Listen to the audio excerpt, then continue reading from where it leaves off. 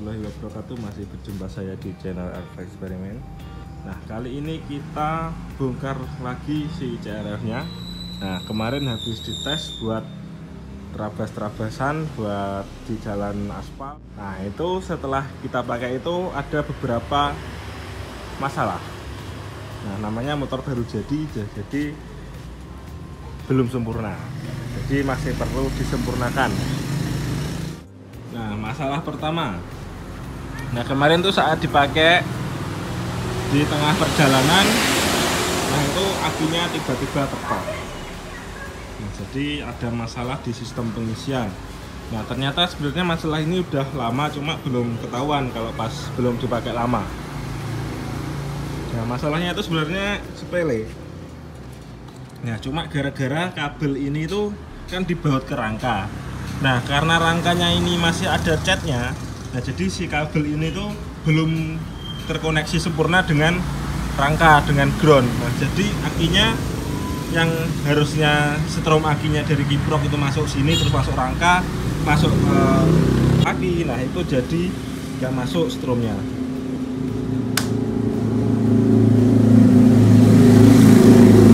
Nah, jadi itu saya tambah kabel lagi ini ke aki biar koneksinya lebih bagus. Nah, ini alhamdulillah ini udah akinya udah ngisi. Nah, itu masalah pertama, akinya tekor.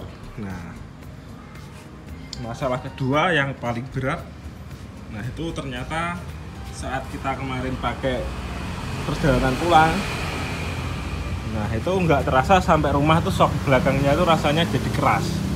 Nah, ternyata saat kita lihat, nah itu untuk bagian unit tracknya itu oblak. Nah, itu bearing bagian sini, nah itu bearingnya ambrol ternyata. Nah, ini masalah kedua yang paling berat. Nah, karena kemarin kita buat dipakai di jalan bebatuan itu cukup lama setelah di video berakhir. Nah, jadi karena kemarin kan kameranya baterainya habis. Nah, jadi yang terekam itu hanya mungkin 30% dari perjalanan sih. Nah, terus akibat terabas kemarin juga ini bandul kuncinya hilang. Nah, terus ini pecah. Ini nggak tahu kenapa, mungkin ini mentok sama tanah mungkin pas kemarin pas mau pulang. Soalnya kemarin tuh pas nggak di video, nah itu di tanjakan turunan yang licin, nah itu rem itu kan nggak bisa direm. Kalau direm malah bannya ngunci. Nah, karena nggak bisa direm, akhirnya bisanya berhenti itu mentok sama kayak tembok tanah gitu. Nah, akhirnya mungkin ini kemarin yang mentok, jadi ini pecah. Nah, itu sih PR setelah terabas. Jadi karena unit tracknya jebol, shocknya jadi mentok sama ini. Nah, ini mungkin harus pakai yang ori nih, unit tracknya yang bagian bawah ini. Sama ini juga ini masih kurang sempurna. Nah, ternyata bagian sini karena kemarin akinya tekoran, terus diengkol-engkol, nah engkolnya masih mentok sama baut yang ini ternyata. Nah, ini masih perlu dipapras lagi bautnya. Nah, insya Allah PR-nya cuma itu sih setelah terabas. Nah, ini yang menarik, saya pakai filter udara punya mobil biar aliran udaranya lebih los. Jadi ini punya mobil saya pasang. Nah, kalau yang tanya pasangnya gimana, ini nggak PNP teman-teman. Ini selang dari throttle BRT. Nah, terus ini saya kasih kayak velocity yang buat karbu itu saya bubut tapi di custom. Nah, akhirnya masuk ke dalam lubangnya filter mobil ini. Jadi ini lubang filternya itu 3 in. Nah, jadi harus pakai adapter biar bisa pas ke selahnya ini. Nah, kalau lihat punya KTM, nah itu gede banget itu filternya.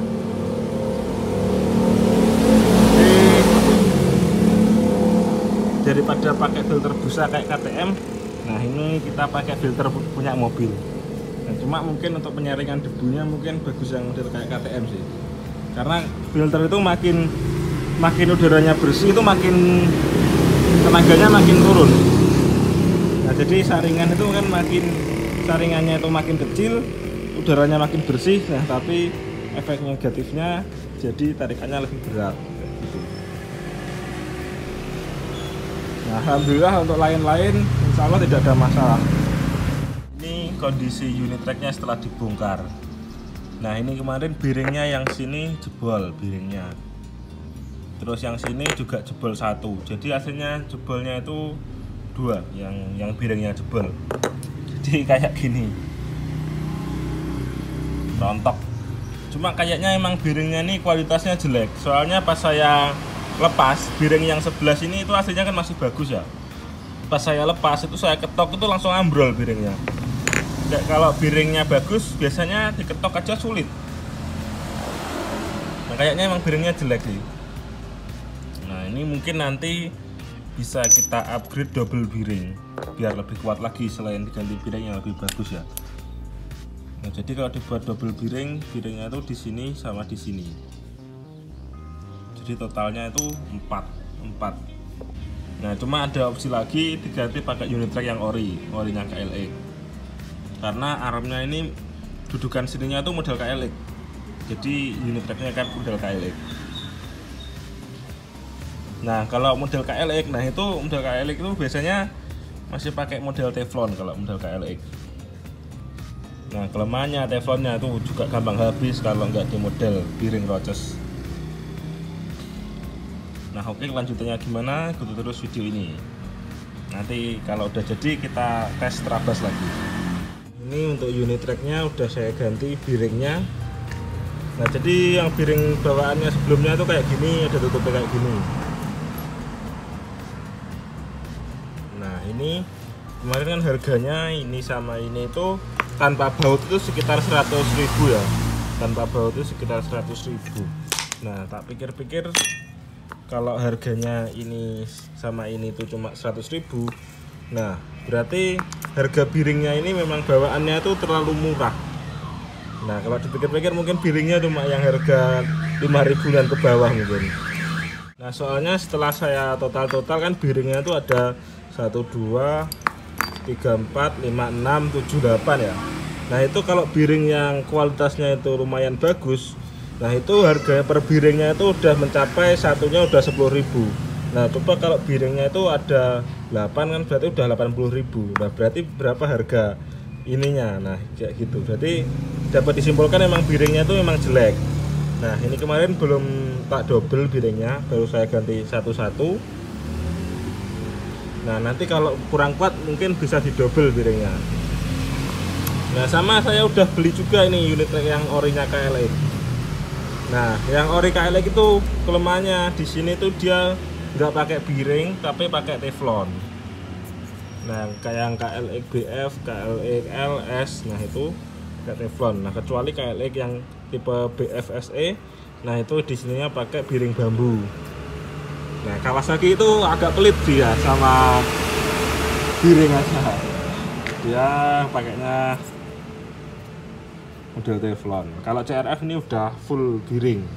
Cuma gara-gara armnya kemarin kan modelnya itu model dudukan shocknya itu model KLX. Jadi ya terpaksa untuk bagian unit track itu pakai KLX aja biar mudah. Kalau misal pakai CRF, nah itu dia bagian sininya itu tipis dia. Seperti satu bearing kayak gini aja. Nah, jadi kita punya stok kalau misalnya ini berdol, lah nanti ini pakai ini gitu. Cuma ini nanti akan saya upgrade juga pakai bearing semua mungkin biar sekalian. Nah, karena kalau pakai teflon ya memang kurang meyakinkan sih. Nah, cuma kayak gini. Nah, apalagi kalau bobot pengendaranya kayak saya 80 kilo ke atas. Nah, pasti gak awet.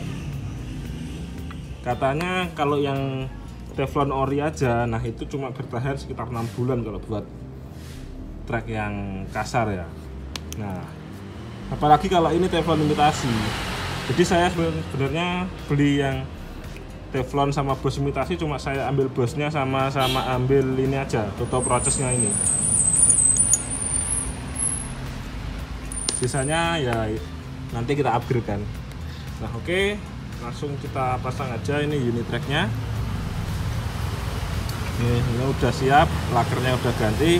Nah cuma beratnya ya, kalau yang ini besi kayak gini, beratnya itu lumayan, mungkin ada sekitar 3 kali lipat daripada beratnya ini.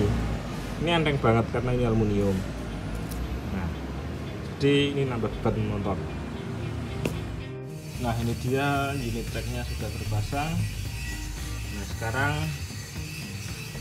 ini udah ganti, terus ininya dipindah ke atas, kayaknya lebih lurus atau lebih turun sedikit untuk ketinggian motornya. Jadi ada 2 setelan kemarin karena ininya kan custom. Nah ini udah gak becak lagi, aman. Nah ini tinggal kita tes buat jalan-jalan lagi. Ini sudah saya custom juga pakai giring bambu. Nah, jadi ini juga udah siap pakai. Nah cuma kita pakai yang ini dulu. Nah nanti misal kita itu jebol lagi baru kita pakai yang ini. Nah ini udah full modif pakai giring bambu. Ini kalau beli harganya lumayan mahal kalau yang udah modifan, jadi kita modif sendiri. Nah, oke, terima kasih telah menonton. Assalamualaikum warahmatullahi wabarakatuh. Siap buat gas lagi. Ini knalpot yang kemarin.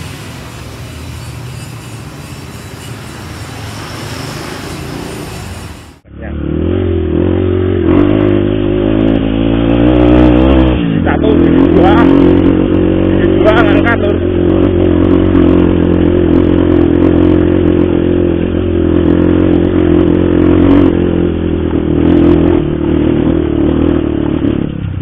Udah datar lagi ya.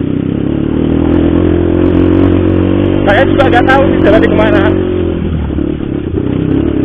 Ada rumah apa enggak juga nggak tahu. Yang penting dia.